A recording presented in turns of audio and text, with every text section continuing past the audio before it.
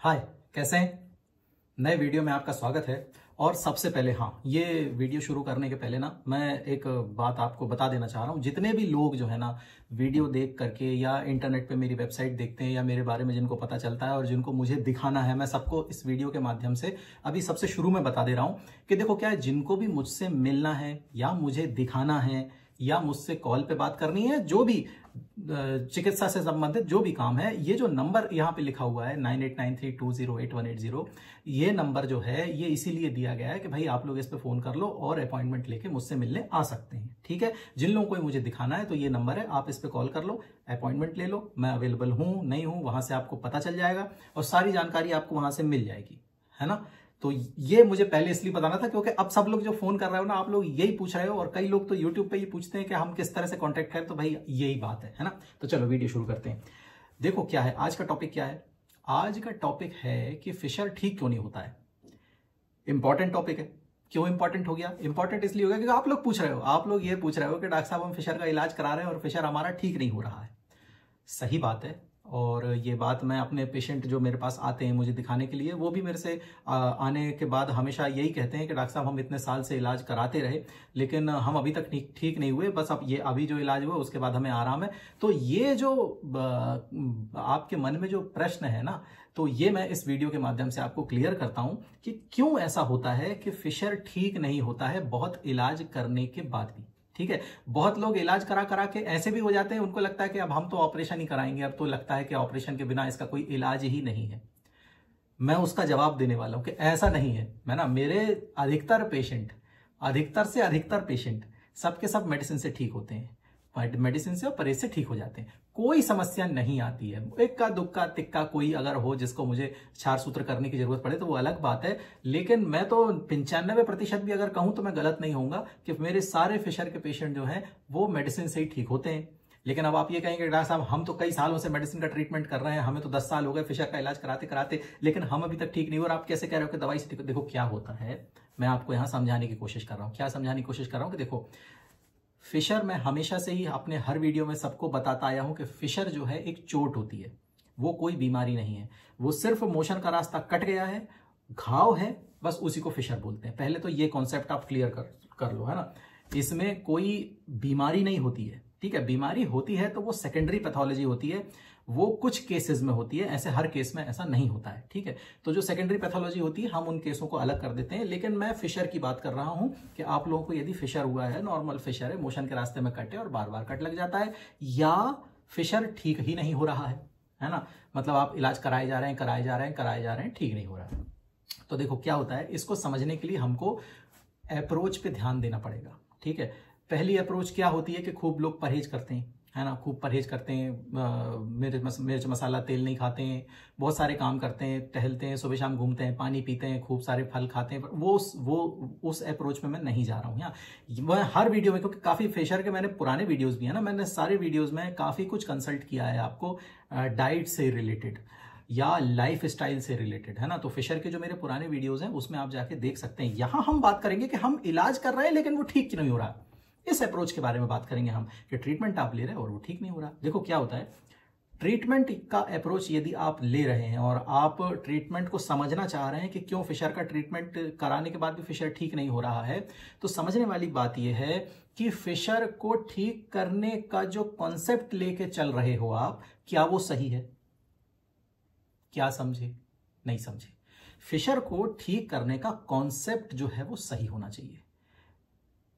अब नॉर्मली क्या होता है, जैसे कुछ हुआ तो नॉर्मली ट्रीटमेंट जैसे आप लेते हो तो उसमें एक एंटीबायोटिक एडवाइस होती है, उसमें एक क्रीम एडवाइस हो जाती है और एक आध कोई पेन किलर एडवाइस हो जाती है, और नॉर्मली ये कह दिया जाता है कि हाँ भाई खिचड़ी खाओ या बिना मिर्च मसाले वाला खाना खाओ या सादा खाओ, बाहर का खाना नहीं खाओ, नॉनवेज नहीं खाओ, बस ये ट्रीटमेंट, ठीक है, ये एडवाइस होता है। हद से हद किसी ने बहुत कोई अलग हट के कोई क्रीम लिख दी तो कुछ हो सकता है कि अच्छा, और फिशर में तो फिशर की कोई क्रीम तो स्पेशली कोई लिखता नहीं है, सब लोग के सब पाइल्स की क्रीमों को फिशर में एडवाइस कर देते हैं, है ना। मैंने अपने पेशेंट्स के पर्चे में देखा है, उसमें पाइल्स की क्रीम एडवाइस होती है, जो फिशर भी होता है उसमें भी पाइल्स की क्रीम एडवाइस हो जाती है। नो डाउट थोड़ा बहुत काम करती है वो, उससे थोड़ा बहुत लाभ होता है, लेकिन वो ठीक नहीं कर पाती है क्योंकि वो तो पाइल्स की है ना, वो फिशर की तो है नहीं, है ना।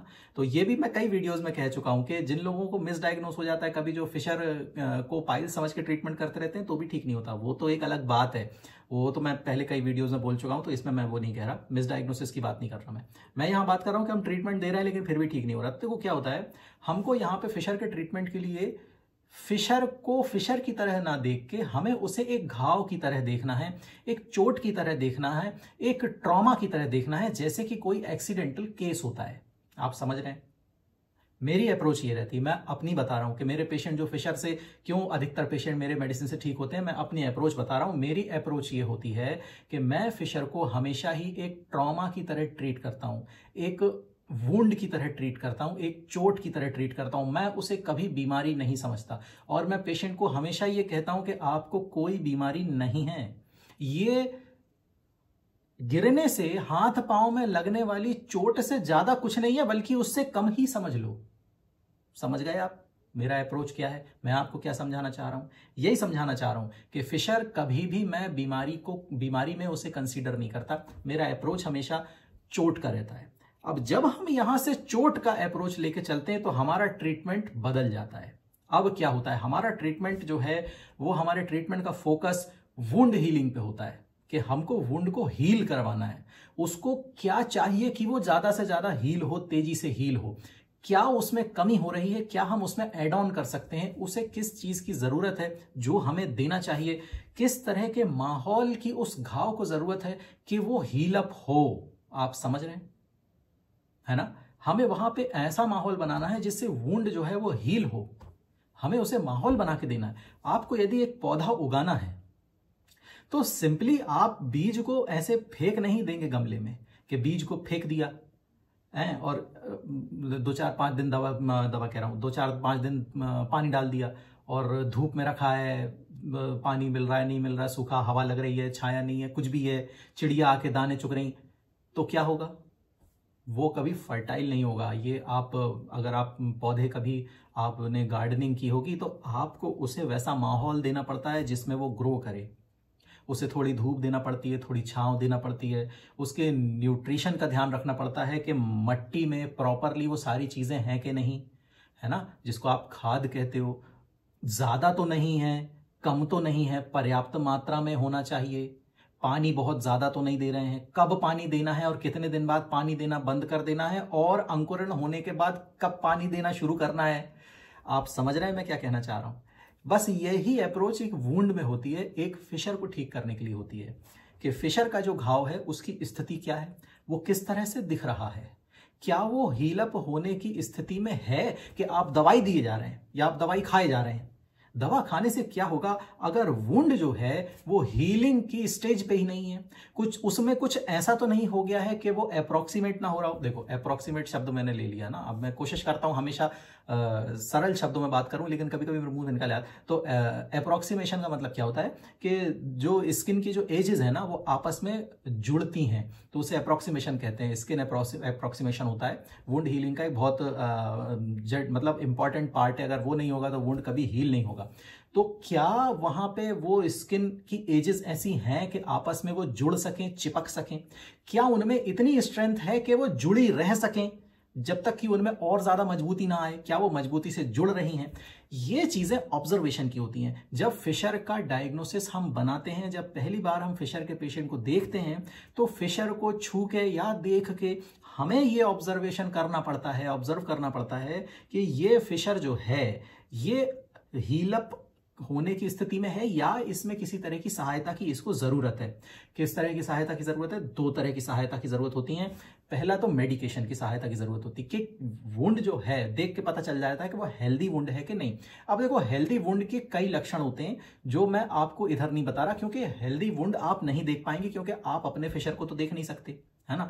तो हेल्दी वुंड के लक्षण नहीं बता रहा हूं, लेकिन वुंड हेल्दी होना चाहिए तभी वो भरेगा।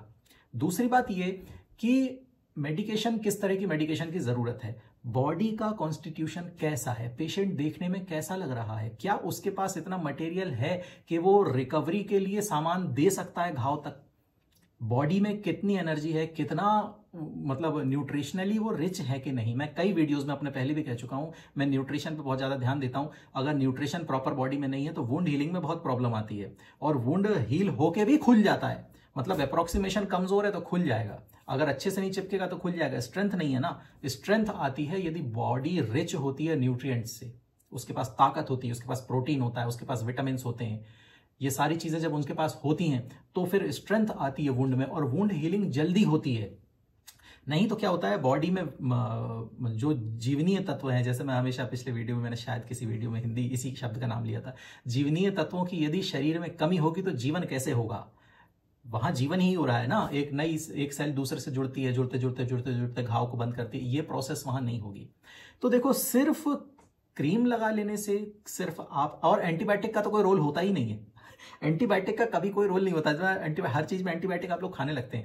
एंटीबायोटिक मैं बता रहा हूं एंटीबायोटिक कब देते हैं। एंटीबायोटिक ऐसा है कि अगर घाव आप देख रहे हैं और आपको लग रहा है कि उसमें किसी तरह का इन्फेक्शन है तो एंटीबायोटिक दिया जाता है। जब इन्फेक्शन क्लियर हो जाता है तो एंटीबायोटिक बंद कर दिया जाता है। एंटीबायोटिक पूरे टाइम घाव सूखने के लिए एंटीबायोटिक नहीं देते हैं, एंटीबायोटिक से घाव सूखता नहीं है, इन्फेक्शन उसमें से क्लियर होता है। घाव तो अपने आप सूखता है, वो तो उसकी नेचुरल प्रोसेस है।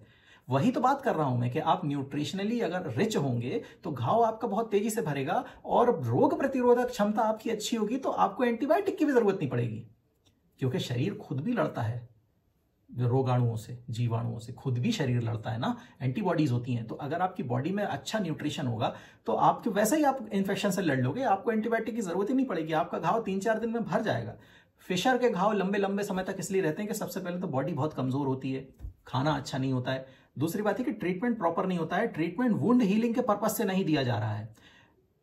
मैंने बताया ना, नॉर्मल ट्रीटमेंट जो आप लोग लेते रहते हो वो ये एंटीबायोटिक खा लो, पेन किलर खा लो, कोई क्रीम लगा लो। अब वो बस इनके नाम बदलते रहते हैं, कैटेगरी बदलती रहती है, पर कैटेगरी तो यही रहती है, नाम बदलते रहते हैं और प्रोडक्ट बदलते रहते हैं, और आप यही लगाते रहते हो। किसी ने ये क्रीम दे दी तो ये लगा ली, 10-15 दिन बाद दूसरी क्रीम लगा ली, 1-1.5 महीने बाद कोई नई क्रीम दिख गई, तीसरी क्रीम लगा। दुनिया और बाजार में क्रीमों की तो कोई कमी नहीं है, हर कोई अपनी क्रीम बना रहा, तो कोई भी क्रीम आप लगाए जा रहे हो, पर वैसे होगा नहीं ना, उसका अप्रोच वैसा है ही नहीं जैसे आप उसका ट्रीटमेंट कर रहे हैं, उसका अप्रोच वैसा है जैसा मैं बता रहा हूं। इसीलिए मेरे जो पेशेंट हैं वो जल्दी रिकवर करते हैं। अप्रोच ठीक होना चाहिए। यदि किसी बीमारी, चलो भले ही अच्छा डायग्नोस भी आपका सही हो गया हो, लेकिन ट्रीटमेंट का अप्रोच यदि इस तरह का नहीं है, खासतौर पे फिशर में, बाकी का मैं नहीं बोल रहा, बाकी के तो अलग अप्रोच हो सकती हैं, डिफरेंट तरह की अप्रोचेस होती हैं, लेकिन फिशर ऐसी चीज नहीं है। अगर फिशर में कोई सेकेंडरी पैथोलॉजी नहीं है तो अप्रोच वुंड हीलिंग की होना चाहिए। आप समझ गए, आपकी भी अप्रोच वुंड हीलिंग की होना चाहिए, है ना, आपकी भी होना चाहिए, और जहां से आप ट्रीटमेंट ले रहे हैं वो भी आपको ध्यान देने वाली बात है। तो यही वजह है कि आपका फिशर जो है बहुत लंबे समय तक आपके साथ रह लेता है और ठीक नहीं होता, क्योंकि आपको उसको ठीक करने की अप्रोच ही गलत है। जब अप्रोच गलत होगी तो वो ठीक कैसे होगा, है ना। तो हमको फिशर के लिए उसके दूसरे तरह के ट्रीटमेंट या नॉर्मल जो ट्रीटमेंट का कोर्स होता है उससे इतर हमको उसे वुंड हीलिंग के दृष्टिकोण से ठीक करना है। हमें उसे एक चोट की तरह ठीक करना है। जैसे हम शरीर के दूसरे अंगों में जो चोटें लगती हैं, साइकिल से गिर गए, कभी पत्थर लग गया, कभी लोहा लग गया, कुछ भी लग गया तो एक चोट लग जाती है, बस उस चोट का जो अप्रोच हमारा होता है, जो अप्रोच हमारा चोट में होता है कि अच्छा चोट लग गई तो चलो ठीक है, जो भी अप्रोच, हाथ पांव की बात अलग है, इसमें तो अपन पट्टी बांधते हैं, क्रीम लगाते हैं, है ना, बीटाडीन वगैरह, ये तो अलग चीज है, लेकिन अप्रोच की बात कर रहा हूं। अप्रोच दोनों में सेम होती है। फिशर के ट्रीटमेंट में अप्रोच यही होती है, ट्रीटमेंट चेंज हो जाता है ऑब्वियसली, ट्रीटमेंट जो मैं देता हूं वो तो एक अलग बात है, लेकिन अप्रोच जो है मेरी हमेशा वुंड हीलिंग की होती है, कि घाव को कैसे भरा जाए, उसकी कैसे सहायता की जाए। वो न्यूट्रिशनली भी मेरा होता है और मेडिकली भी मेरा होता है। और आयुर्वेद की खास बात यह है कि हमें घाव को भरने के लिए अच्छी दवाओं की उपलब्धता है।